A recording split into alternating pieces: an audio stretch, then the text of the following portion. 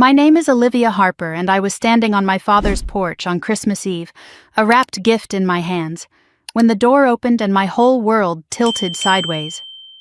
Richard looked at me the way you look at a salesman who showed up uninvited. No smile, no step aside, just a flat, tired voice that said, "Olivia, Emily doesn't want you here tonight. Go home. Don't ruin the mood." I opened my mouth to respond, but nothing came out. The door closed before I could find the words. Not a slam. Worse, a quiet, deliberate click, like I wasn't even worth the energy of anger. Through the frosted glass panel beside the door, I could see them. The dining table glowing with candles, Karen laughing at something, cousins passing dishes, and Emily, my half-sister, turning to look right at me through that glass. She smiled, slow, satisfied, victorious. Behind me, Christmas lights blinked on the neighbor's roof. Inside, someone said, "Finally, we can relax." Karen's voice. I recognized the relief in it, the relief that I was gone. I don't know how long I stood there, long enough for my fingers to go numb around the gift I'd spent 2 weeks choosing. A cashmere scarf, soft gray, the kind of thing I thought Karen might actually like. Stupid. I was 35 years old, and still bringing offerings to people who saw me as an inconvenience. I walked back to my car, and every step felt like wading through concrete. The neighborhood was alive with holiday joy, lights in every window, a family across the street waving at someone pulling into their driveway, a golden retriever wearing antlers. Normal Christmas scenes that suddenly felt like a language I didn't speak. I got into my car and just sat there, didn't start the engine, didn't cry, just stared at the wrapped gift on the passenger seat and wondered why I kept doing this to myself. 23 years of trying to belong to a family that kept finding new ways to remind me I didn't. The heater hadn't kicked in yet, and the cold seeped through my coat. I thought about my mother. I always thought about my mother when things got bad. Catherine Harper died when I was 12. Cancer, the kind that moves fast and takes everything. Emily was only 5 then, too young to really remember her. But I remembered. I remembered her hands, always warm, her laugh, always easy, the way she'd brush my hair at night and tell me I was braver than I knew. 3 months before she died, she pressed something into my palm. A pearl necklace, simple, elegant, the only valuable thing she owned. "This was my mother's," she said, "and her mother's before. Someday it'll remind you where you come from." I was wearing it now, tucked under my coat where no one could see. Karen never liked when I wore it, said it was showing off. So I learned to hide it. To hide the one piece of my mother I had left. I started the car and pulled away from Maple Ridge Drive without looking back. Charlotte was beautiful that night, I'll give it that. Lights strung across trees, wreaths on doors, families visible through windows doing all the things families do at Christmas. I drove through it like a ghost, seeing everything, feeling nothing. The radio came on automatically. "I'll be home for Christmas." I turned it off so fast I nearly swerved. Here's the thing about me, I'm a senior financial analyst. I work at a regional bank, and my job is to spot fraud. Inconsistencies, red flags, I'm good at it. I've saved clients hundreds of thousands of dollars by catching what other people missed. At work, I'm trusted, respected. The person they call when something doesn't add up. But with my family, I'd spent 2 decades ignoring every red flag they planted. Funny how you can be so clear-eyed about strangers and so blind about the people who are supposed to love you. I got back to my apartment around 8. It's nothing fancy. 1 bedroom, small kitchen, a living room with a window that looks out at the parking lot. But it's mine. I decorated for Christmas because I always did. A little tree with white lights, a wreath I got on sale, stockings hung on a tension rod because I don't have a fireplace. Walking in that night, the decorations just made the emptiness louder.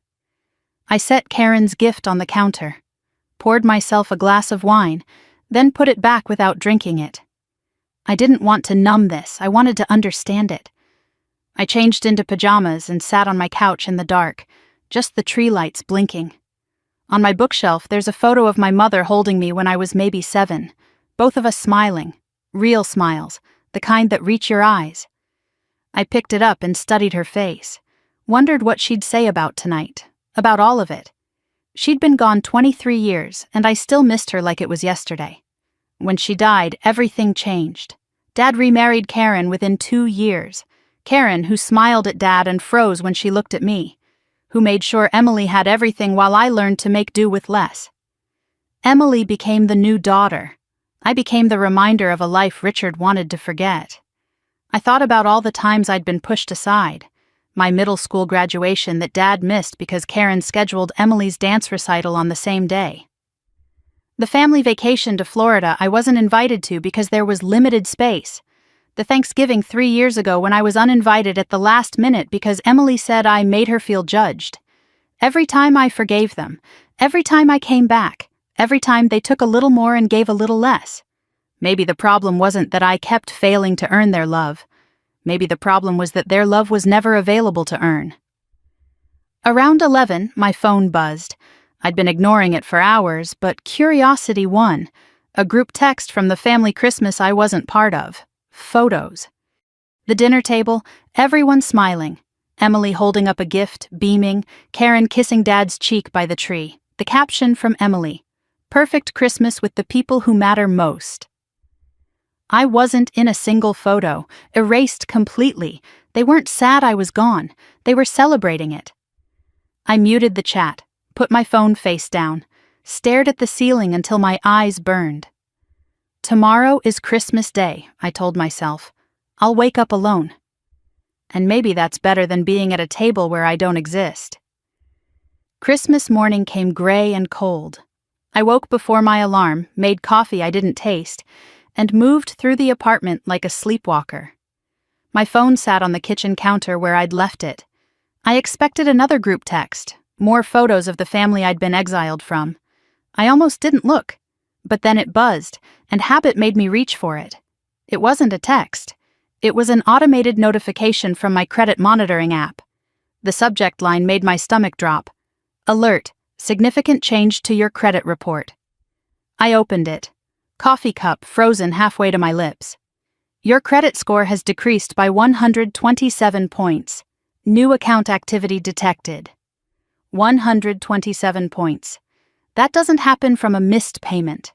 That doesn't happen from a small mistake. That happens when something is very, very wrong. I set down my coffee with shaking hands and opened my full credit report. And what I saw there changed everything. The numbers on my screen didn't make sense. I scrolled through my credit report 3 times, certain I was misreading something. But the information stayed the same, black text on white background, impossible to misunderstand. New account opened. Personal loan, $21,000. Lender, South Trust Financial Services. Account type, co-signer. Primary borrower, Emily Rose Harper. Date opened, August 15th. Status, delinquent. 2 missed payments. I read it again. And again, Emily Rose Harper, my half-sister. The same Emily who smiled at me through the frosted glass last night while our father closed the door in my face. The same Emily whose Christmas caption said, "The people who matter most." She had taken out a $21,000 loan with me as the co-signer, and I had never signed anything. I had never agreed to anything. I hadn't even spoken to Emily about money in years. But there was my name, my social security number, my employer, my address. Everything correct except one thing. My consent. I grabbed my phone and called South Trust Financial immediately. An automated message answered. "Thank you for calling South Trust Financial Services. Our offices are closed for the Christmas holiday. Normal business hours will resume December 26th. I tried again. And again. Looking for an emergency line, a fraud department, anyone.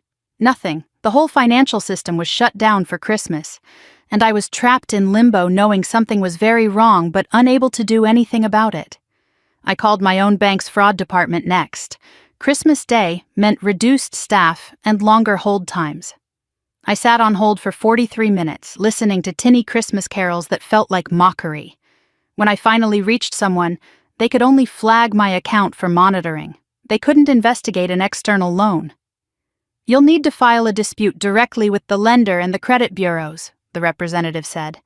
"And ma'am, I'd recommend checking for any other suspicious activity. Sometimes these things aren't isolated."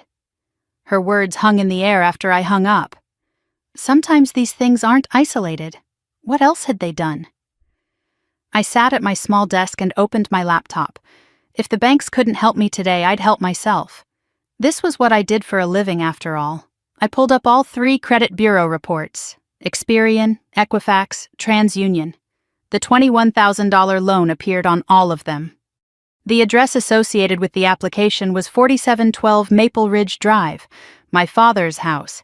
The employment listed was my actual employer, my actual position. But the contact email caught my attention. olivia.harper.financial@gmail.com. That wasn't my email. Someone had created a fake email address using my name. I searched my real email for anything from South Trust Financial, found one message from 4 months ago, buried in my spam folder. Subject line: "Your co-signer application has been approved." I had never seen it because spam filters caught it. But wait, I never applied for anything. So why would South Trust send a confirmation to my real email at all? I stared at the screen, pieces clicking into place.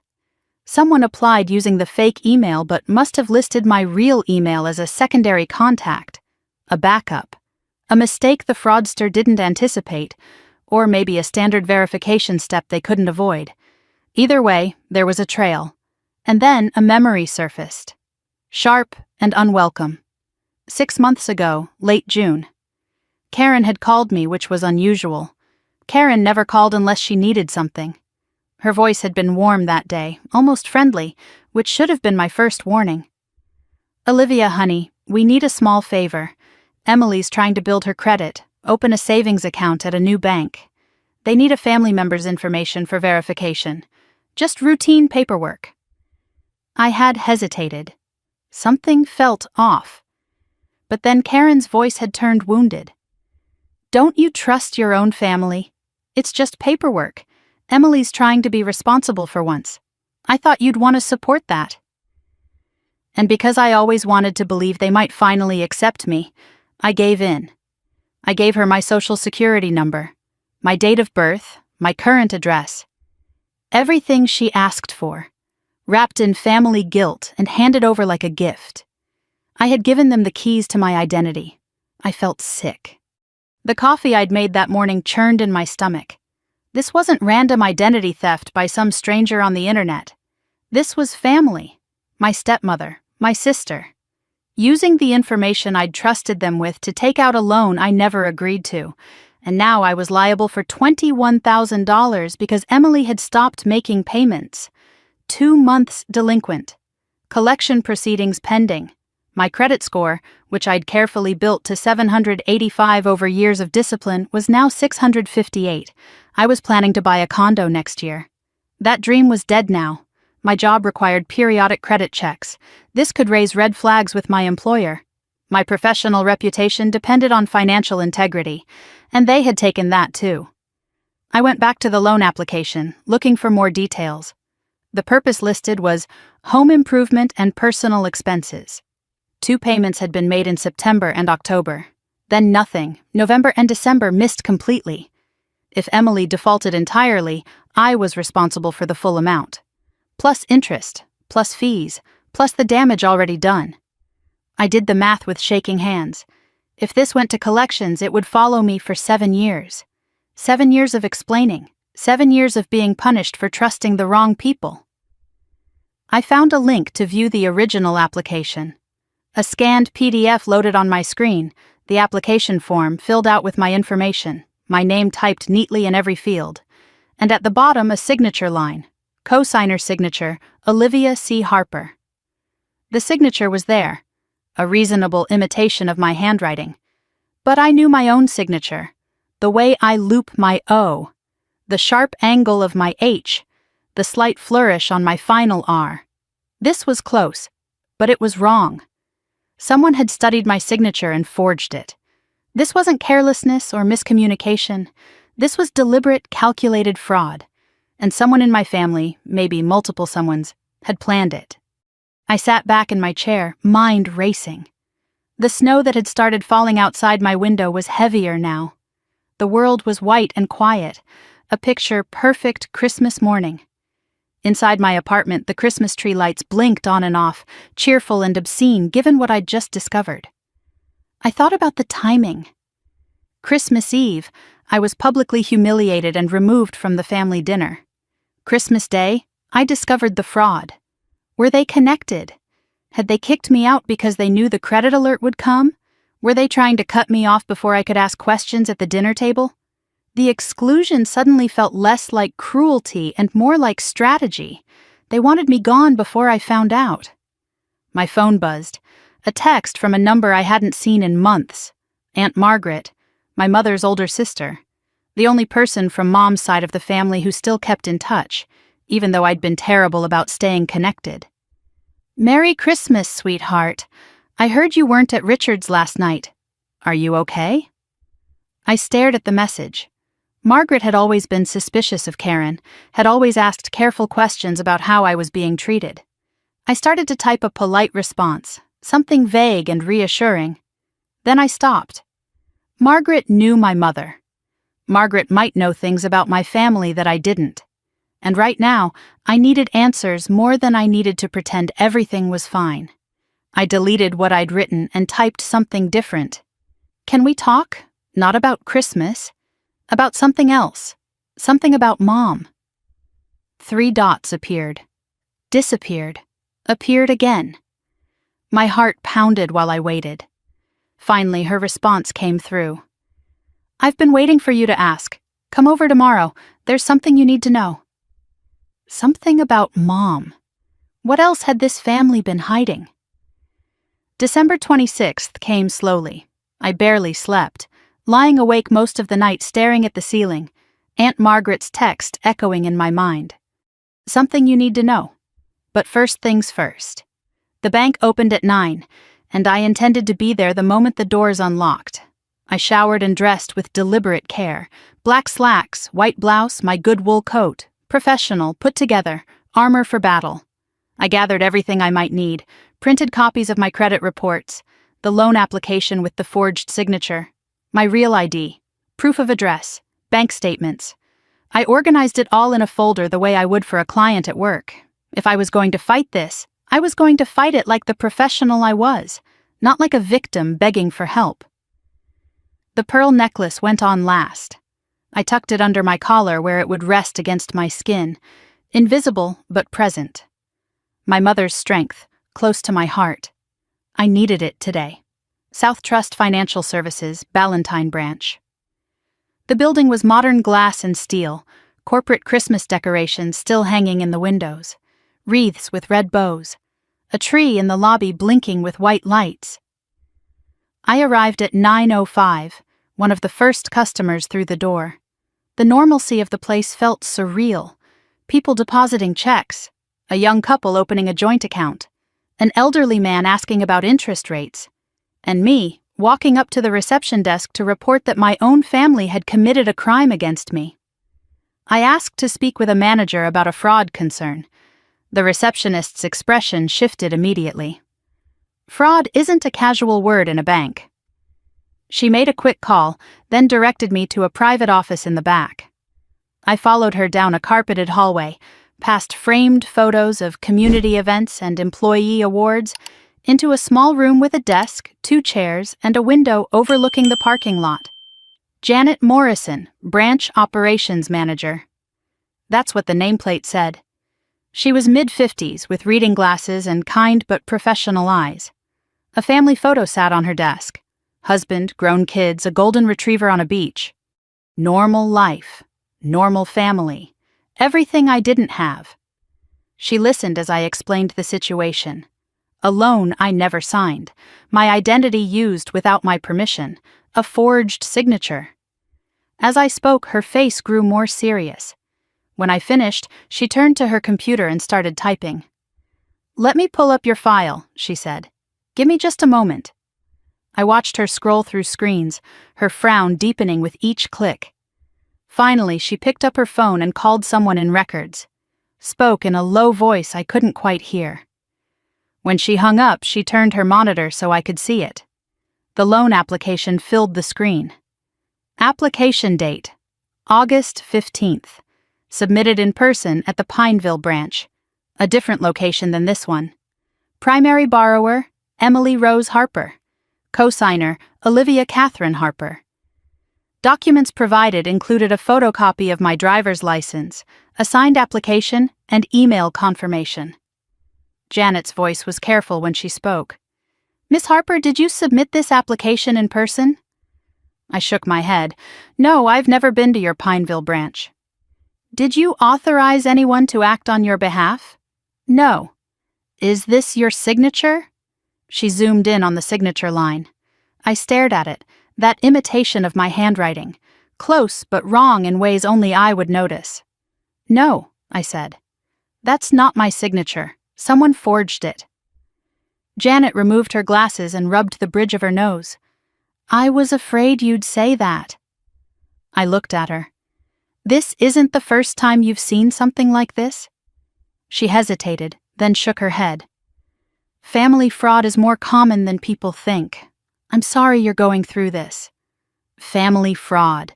There was a name for what they'd done, a category, a pattern. I wasn't the first person to sit in this chair and discover that the people who were supposed to love them had stolen from them instead. Janet made another call, this time to the Pineville branch. She requested security footage from August 15th. 20 minutes of waiting while files transferred.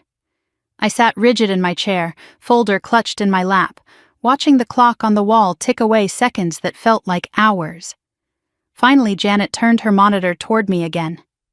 Grainy security footage. Timestamp, August 15th, 2:34 in the afternoon. The Pineville branch lobby. A woman approached the teller window. Mid-50s. Brown hair styled carefully, reading glasses, a cream-colored blouse. She was carrying a folder and smiling politely at the teller. She slid documents across the counter with the confidence of someone who had done nothing wrong.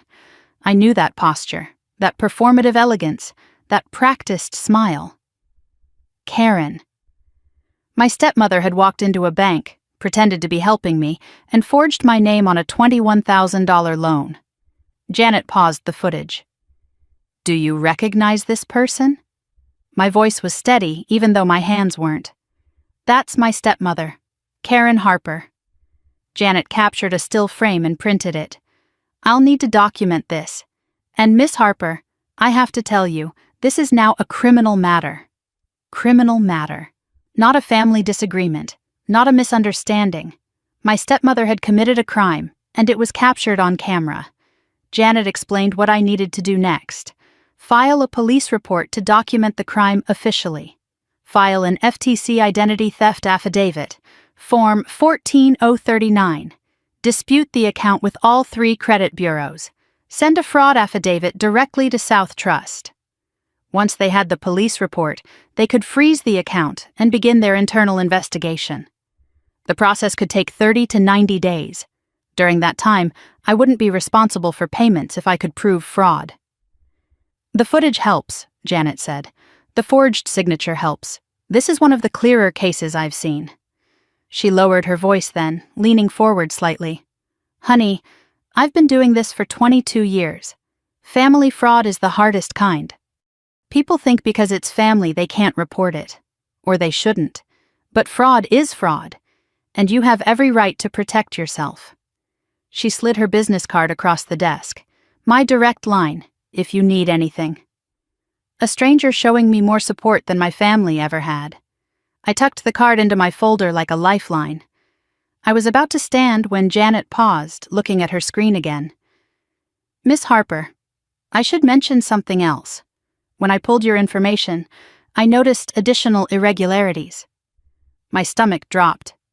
"What kind of irregularities?" She pulled up another screen. "There are 3 credit card accounts opened in your name over the past 2 years. 2 with Capital One, 1 with Discover. Combined balance approximately $8,500. Did you open these accounts?" I hadn't. Of course I hadn't. The addresses were all linked to my father's house on Maple Ridge Drive. The cards had been maxed out within months of opening. I stared at the numbers, doing the math in my head. $21,000 loan, $8,500 in credit cards, nearly $30,000 stolen under my name. My credit destroyed, my identity weaponized. And this wasn't one desperate act. This was systematic. They'd been using me for years. I left South Trust with a folder twice as thick as when I'd arrived. Printouts, forms, Janet's card, evidence of a betrayal so complete it took my breath away. I sat in my car in the parking lot, hands on the steering wheel, trying to process what I'd learned. $30,000. 2 years of fraud. Karen on camera. Emily as primary beneficiary. My father's address on every application. Did Richard know? He had to know. How could he not notice credit cards arriving at his house? How could he not know Karen was going to banks with my documents? Unless he chose not to see. Unless he was part of it. I started the car but didn't drive home. I drove toward Aunt Margaret's house instead. Because whatever Margaret knew about my mother might explain how this family became capable of this. Her house was a modest brick ranch in a quiet neighborhood. Christmas wreath still on the door. I hadn't been here in months, too busy trying to earn love from people who had none to give. Margaret opened the door before I could knock. 73 years old, silver hair, my mother's eyes looking back at me. Her expression was equal parts relief and sorrow. "You found out about the loan, didn't you?" she asked. I blinked. "You knew?" She shook her head slowly.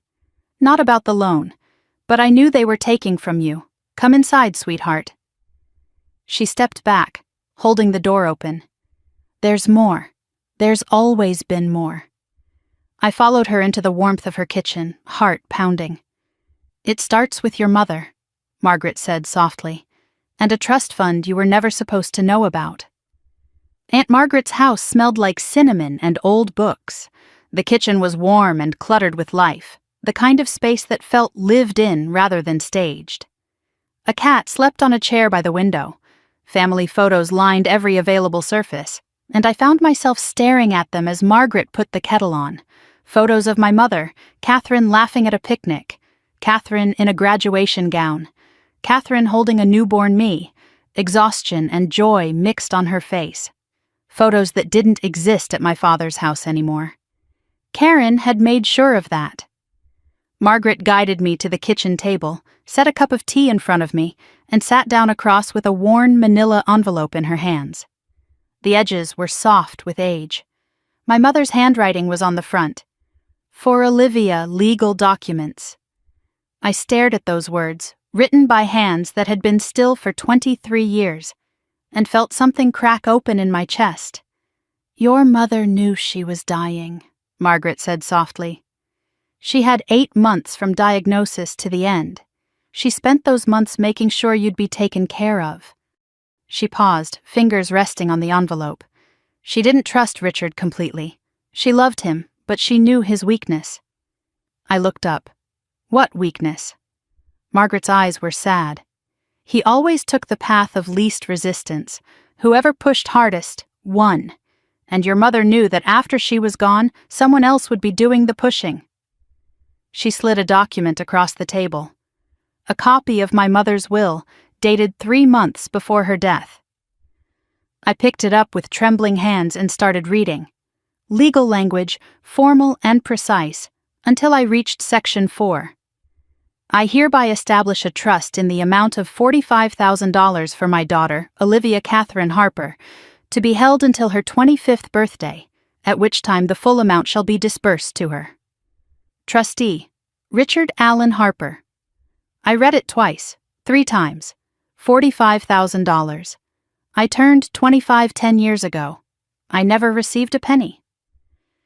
"I asked Dad about this," I said, my voice strange in my own ears.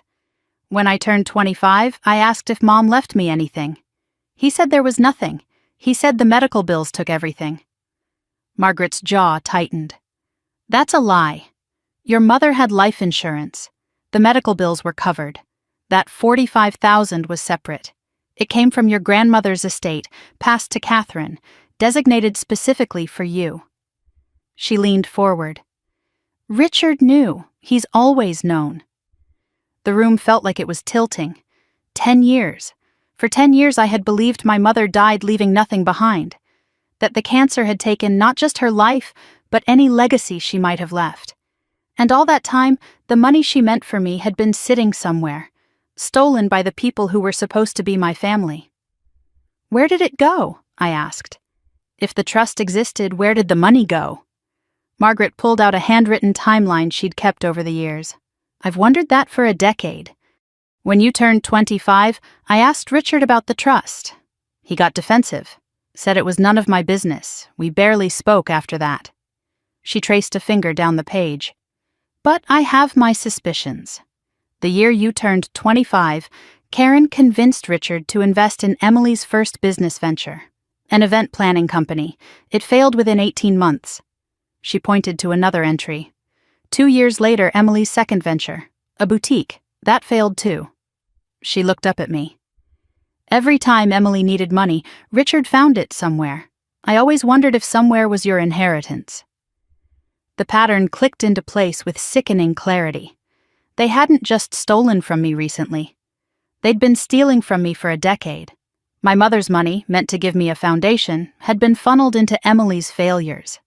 I thought about all the times I'd struggled in my 20s, working 2 jobs to pay for grad school, driving a car that broke down every other month, eating ramen for weeks because rent was due. And all that time, $45,000 with my name on it was being spent on Emily's dreams while mine went unfunded. Margaret reached back into the envelope. More papers, yellowed with age. I kept everything I could, she said. Your mother's will, the trust establishment documents, a letter from the bank confirming the trust balance as of your mother's death. $45,247.63. She pulled out one more item. A Christmas card, old and faded with Richard's handwriting inside. I took it carefully, almost afraid to read it. Thank you for not making this difficult. The money will help Emily get on her feet. Olivia doesn't need to know. I read those words 3 times. Olivia doesn't need to know. My father had written that. He had thanked Margaret for staying silent, for being complicit. Except Margaret had never agreed to stay silent. She had just assumed, wrongly, that I already knew and had chosen to help Emily myself. I should have told you years ago, Margaret said, her voice thick with regret. I thought maybe Richard had given you the money quietly. Maybe you just didn't tell me. When you never mentioned it, I assumed you knew and had made peace with helping your sister. She shook her head. I was wrong. I should have asked you directly. I'm sorry. I didn't blame her. She had been lied to as well, manipulated into believing I was complicit in my own robbery. The real villain was Richard, who had used everyone's assumptions to cover his theft. I had to ask the question that had haunted me for 23 years. Why does Karen hate me so much? What did I ever do to her? Margaret sighed, setting down her tea. Karen knew about the trust from the beginning. Richard told her when they were dating. She saw you as a threat from day one, Catherine's daughter with Catherine's inheritance. A constant reminder that Richard had a whole life before her. She paused. But more than that, she saw that money as hers, her family's. In Karen's mind, anything Richard had should go to Emily. You were competition. She spent years turning Emily against you, Margaret continued. Told Emily that you were the favored daughter because Catherine left you money. Made Emily believe you were rich and privileged while she struggled. She shook her head. The irony is, you never had the money, but Emily grew up resenting you for something you never received. Karen manufactured a rivalry based on a lie, and Emily became a weapon against you. I sat back, overwhelmed. The full scope of the betrayal was staggering. Age 12, my mother dies, and the trust is established. Age 25, the trust should have been dispersed, but Richard lies and gives the money to Emily's business. Age 33, Karen obtains my social security number through manipulation. Age 35, a $21,000 loan is forged in my name, plus $8,500 in credit cards over 2 years. Total stolen, approximately $75,000 of value. This family had been using me as a resource for over a decade. First my inheritance, then my credit, then my identity. And when I showed up at Christmas hoping to be included, they kicked me out because I was no longer useful in person, only on paper. Margaret reached across the table and took my hand. "What are you going to do?" I looked at the documents spread between us. My mother's will, the bank confirmation, Richard's damning Christmas card, evidence of a decade of theft. "I've already started," I said. "I went to the bank this morning. They have Karen on camera submitting the forged loan. I'm filing a police report, an FTC affidavit. I'm going to clear my name." Margaret nodded slowly. "And the trust fund?" I met her eyes. "I'm going to get that back too. I need a lawyer, a real one, someone who handles fraud and estate disputes." Margaret wrote down a name and number on a slip of paper. "David Chen. He handled my husband's estate. He's good and he's honest. Tell him I sent you. Tell him everything." I tucked the paper into my folder, another piece of armor for the battle ahead. I gathered the documents Margaret had given me, evidence that would have changed my life if I'd known about it years ago. At the door, I hugged her longer than I had in years. "Your mother would be proud of you," she said quietly. "She always said you were the strong one. Don't let them make you feel guilty for protecting yourself." She paused, her expression serious. "And Olivia, be careful. Karen doesn't lose gracefully." I sat in my car outside Margaret's house, engine running, heat blasting against the December cold. My phone buzzed, a text from Richard sent from a new number since I'd blocked his old one. "Olivia, we need to talk. Karen told me you went to the bank. This is all a misunderstanding. Call me." I stared at the word misunderstanding. $45,000, $29,000 more, my name, my credit, my identity, misunderstanding. I didn't call. Instead, I typed back one line. "Talk to my lawyer." Then I pulled out of the driveway and headed for the police station. The Charlotte-Mecklenburg Police Department smelled like stale coffee and floor cleaner. Fluorescent lights buzzed overhead, casting everything in a flat, institutional glow. I sat on a plastic chair in the waiting area, my folder of evidence balanced on my knees, watching officers move through the space with the tired efficiency of people who'd seen too much to be surprised by anything. When they called my name, I was directed to a desk in the back corner where Officer Denise Watkins waited. She was middle-aged with no-nonsense eyes and fingers that moved quickly across her keyboard as I told my story. I presented everything: the loan, the forged signature, the documentation Janet had given me at the bank, the credit cards opened without my knowledge. Officer Watkins listened without interrupting, occasionally nodding, occasionally asking me to clarify a date or a name. When I finished, she looked at me with something that might have been sympathy. "Ma'am, this is a clear case of identity theft and forgery. The bank footage is particularly helpful. Most cases don't have that kind of evidence."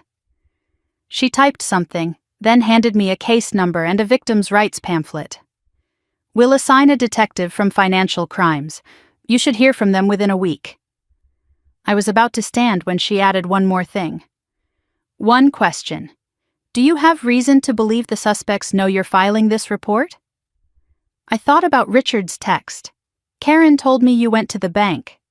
My father texted me an hour ago. He knows I went to the bank. Officer Watkins paused, her expression careful.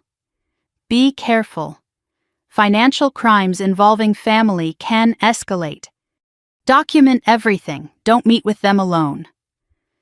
Her words stayed with me as I walked back to my car. Escalate. Like this wasn't already bad enough. David Chen's law office was in Dilworth, a converted Victorian house with a wraparound porch and a small parking lot tucked behind it. Inside, the space was professional but warm. Framed diplomas on the walls, leather chairs, a fern by the window that looked like someone actually remembered to water it. I sat in the waiting room for 10 minutes, folder in my lap, rehearsing what I would say. Then the door opened and David Chen appeared. He was early 50s with silver at his temples and a calm presence that felt deliberate, like he'd learned a long time ago that panicked people needed steady energy. His handshake was firm, but not aggressive. "Miss Harper, Margaret told me to expect you. Come on back." His office was organized, but lived in. A photo of 2 teenage kids sat on his desk. He gestured for me to take a seat, then surprised me by taking the chair across from me rather than sitting behind his desk. "Margaret said this involves family fraud," he said. "Those are the hardest cases. Emotionally, not legally. Tell me everything." I opened my folder and spread the documents across his coffee table. Credit reports showing the loan and the fraudulent credit cards, the loan application with the forged signature, Janet's documentation of the camera footage, the police report case number from this afternoon, my mother's will establishing the trust fund, the bank confirmation of the trust balance, Richard's Christmas card with its damning confession. David examined each document carefully, making notes on a legal pad. When he reached Richard's card, he paused, read it twice. "Your father wrote this?" "Yes." He set it down gently, like it might burn his fingers. "Miss Harper, I've practiced law for 23 years. This is one of the most documented cases of family financial abuse I've ever seen. I didn't know whether to feel validated or devastated. Is that good or bad?" "Good for your case," he said. "Bad for what it says about your family." David sat back and organized his thoughts. "Let me explain what we're dealing with. You actually have 2 separate legal matters." He held up one finger. "Case 1, identity theft and fraud. The $21,000 loan and the $8,500 in credit cards. This is clear-cut identity theft with strong evidence. The police report opens a criminal investigation. Karen can be charged with forgery and fraud. Emily can be charged as the primary beneficiary who knowingly participated. The camera footage is a gift. Most fraud cases are circumstantial. This one has Karen on video committing the crime." He held up a second finger. "Case 2, trust fund misappropriation. This is more complex because it's an estate matter, not criminal. Richard was the trustee of your mother's trust. He had a fiduciary duty to manage that money for your benefit. If he diverted those funds for non-beneficiary purposes, that's breach of fiduciary duty." "The Christmas card is damning," David continued. "It shows intent and awareness. The challenge is that the trust was supposed to disburse 10 years ago. Statute of limitations may apply." He paused. "But there's something called the discovery rule. The clock doesn't start until the victim discovers the fraud. You didn't know about any of this until yesterday. That matters." He looked at me directly. "The fraud case is strong. The trust case is winnable, but will require subpoenas, bank records, transaction histories. We need to prove where the $45,000 went and when. If we can show it went to Emily's businesses, we can trace it." I asked the question I was almost afraid to hear answered. "How long will this take?" David's expression was honest. "The fraud case, if they don't fight it, a few months. If they do fight it, 6 to 12 months. The trust case, longer. A year, maybe more." He studied me. "Can you handle that?" I thought about my mother's will, the words she'd written to protect me. I thought about my name on loans I never signed, credit cards I never opened, 23 years of being dismissed and stolen from. "I can handle whatever it takes." David pulled out a fee agreement. "I need to be honest about costs." The fraud case could be handled on contingency, meaning he'd take a percentage if we won damages. The trust case would require hourly billing, potentially $15,000 to $25,000 depending on complexity. "I know that's significant," he said. "But if we recover the trust fund, it pays for itself and then some." I did the math. My savings were about $18,000. Enough to start, but not unlimited. The irony wasn't lost on me. I had to spend money to recover money that was already mine. David surprised me then. "Margaret's a friend. I'll reduce my hourly rate and defer some billing until we see how the trust case develops. I don't do this often, but this case matters, not just legally but morally. What they did to you shouldn't go unanswered." Another stranger showing me more decency than my own family. I signed the retainer agreement. My hand was steady. David outlined the immediate next steps. File the FTC identity theft affidavit. His paralegal would help with that tomorrow. Send dispute letters to all 3 credit bureaus along with the police report. Send a fraud affidavit to South Trust and the credit card companies. Request a credit freeze to prevent any new accounts from being opened. Begin drafting the civil complaint for the trust fund case. Subpoena bank records from the institution that held the trust. During all of this, David said, do not discuss the case with your family. Everything in writing, nothing verbal. If they contact you, forward it to me. If they show up, don't engage. I thought about that. What if they try to apologize? Offer to pay me back? David's expression hardened. They had 10 years to do the right thing. Don't let them buy their way out now. If they offer settlement, we negotiate from a position of strength, not guilt. He walked me to the door, then paused with his hand on the frame. One more thing. Cases like this get ugly. Your family will try different tactics. Guilt, anger, threats, playing victim. Karen sounds like someone who's used to getting her way. When that stops working, people like that escalate. His eyes were serious. Document everything. Save every text, every voicemail, every email. If anyone threatens you, call me immediately. Then call the police. I thought about Karen's smug smile through the frosted glass. Her voice saying, finally, we can relax when I was gone. You think they'd threaten me? David's answer was blunt. I think people who steal $45,000 from a grieving child and then forge her name for $30,000 more aren't people who respect boundaries. Protect yourself. Trust your instincts. They've been warning you about these people for years. I drove home as the sun set over Charlotte, painting the sky in shades of orange and pink. My phone had been buzzing all afternoon. I'd ignored it, focused on the tasks at hand. Now, stopped at a red light, I finally looked. Richard, 4 missed calls, 3 voicemails. Karen, 2 texts. Emily, 1 text. I read them one by one. Richard's voicemail, his voice thin and pleading. Olivia, please. This has gone too far. We can work this out as a family. Just call me back. Karen's text, sharp and deflecting. You're making a huge mistake.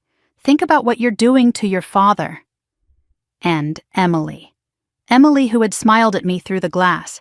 Emily, whose failed businesses had eaten my inheritance. Emily, whose loan was destroying my credit. Her text read, Mom told me what you're doing. You're actually insane. This is going to destroy everything. And for what? Money? I read Emily's words twice. For what? Money? The money they stole, the identity they forged, the inheritance they took, and she had the audacity to call me greedy. One more text came through as I sat there. Richard again. Please, let's meet tomorrow, just you and me. No Karen, no Emily, father and daughter. Give me a chance to explain. You owe me that much. You owe me that much. After everything, he thought I owed him. I stared at the message, David's warning echoing in my mind. Don't meet with them alone. But maybe this was an opportunity, a chance to hear what he had to say, to record whatever confession he might offer. I typed back carefully. Public place, tomorrow, 2 p.m., cafe on Providence Road. Bring your explanations. I'll bring mine. Then I put my phone down and drove the rest of the way home in silence, preparing for a conversation 23 years in the making. December 27th, 1:15 in the afternoon. I stood in front of my bathroom mirror, applying lipstick with hands that refused to shake. In less than an hour, I would sit across from my father and demand answers to questions I'd been too afraid to ask for 23 years. I dressed deliberately, professional but not severe. Dark jeans, a gray sweater, my good boots, and the pearl necklace. This time I wore it outside my collar, visible, deliberate. I wanted Richard to see it. I wanted him to remember whose daughter I was, whose daughter he had betrayed. David's instructions ran through my mind as I gathered my things. North Carolina is a one-party consent state. You can record without telling him. Don't accuse, let him talk. People reveal more when they think they're explaining. Stay calm. The moment you get emotional, he'll use it against you. I opened the voice memo app on my phone, tested it, made sure it was working. This conversation would be documented. Whatever Richard said today would become evidence. Café Meridian sat on Providence Road, all exposed brick and large windows. The afternoon crowd was light, professionals on laptops, a mother with a stroller, a couple sharing dessert in the corner. Normal people living normal lives while I prepared to face my father's betrayal. I arrived 15 minutes early, chose a table in the back corner with my back to the wall and a clear view of the entrance, ordered black coffee I wouldn't drink, set my phone on the table, recording app running, screen dark, and waited. At 1:58, the door opened and Richard walked in. He looked older than I remembered, grayer, smaller somehow. His eyes scanned the room until they found me, and I watched emotions cycle across his face. Relief, guilt, something that might have been fear. He walked toward my table like a man approaching his own sentencing. He sat across from me without ordering anything. For a long moment, neither of us spoke. The cafe noise filled the silence. Espresso machine hissing, soft music playing, someone laughing at the counter. Finally, Richard cleared his throat. "Thank you for meeting me." I didn't respond, just waited. He shifted in his seat, uncomfortable with the silence I refused to fill. "Olivia, I know you're upset. I understand, but this has all gotten out of hand." He leaned forward slightly. "Karen told me you filed a police report. Is that true?" "Yes." One word, nothing more. Let him talk. Richard's face tightened. "That wasn't necessary. This is a family matter. We can handle this ourselves." I kept my voice flat. "Is it a family matter? Because the bank and the police seem to think it's fraud." He flinched at the word. "Look, I know things got complicated, but we can fix this. Karen and Emily are willing to work out a payment plan. We can make this right without involving courts and lawyers and—" I cut him off. "A payment plan for the $29,000 they stole using my name?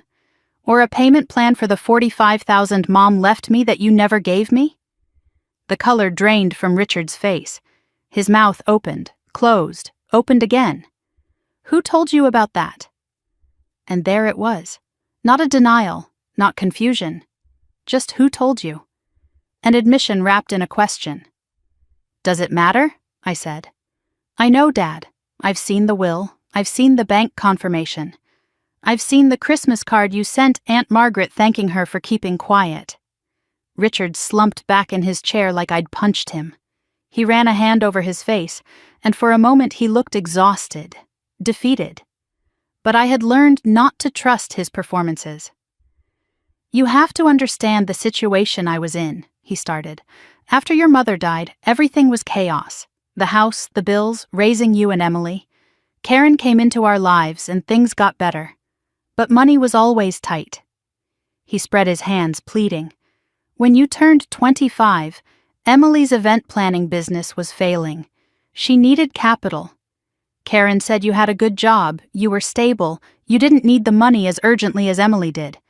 I was going to pay it back. That was always the plan."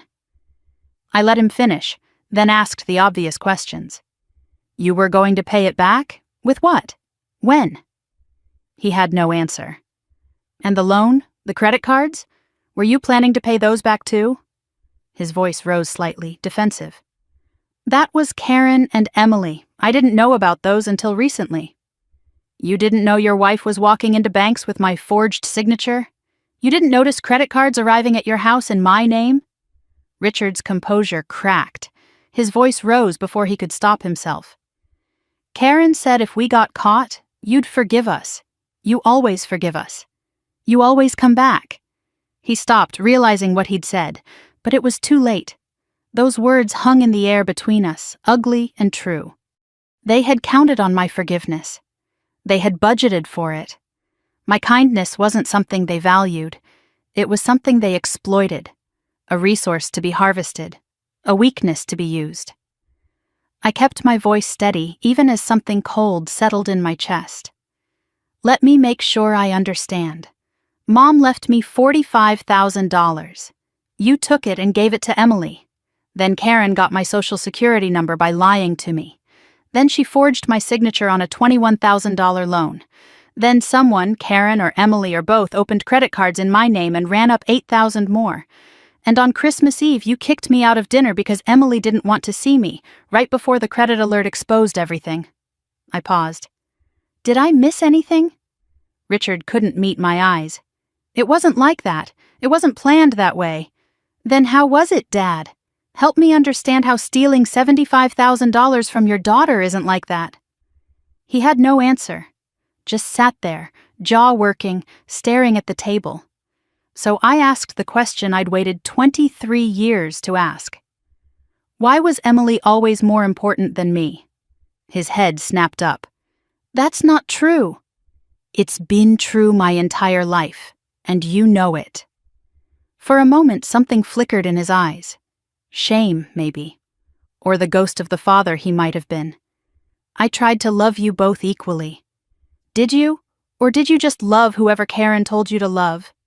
Richard changed tactics then. His voice went soft, pleading. Olivia, I'm begging you. Drop the police report. Drop the lawsuit. We can handle this privately. I'll make sure you're paid back. He leaned forward, desperate. Emily could go to jail. Do you understand that? Your sister could go to jail. If you do this, you'll destroy her. You'll destroy our family. I looked at this man who was supposed to have protected me, who had let Karen poison everything, who had stolen my mother's last gift. Emily destroyed her own life when she chose to forge my name. And what family, Dad? The family that kicked me out on Christmas Eve? The family that stole my inheritance? The family that used my identity like a credit line? I stood, gathering my phone. That's not a family.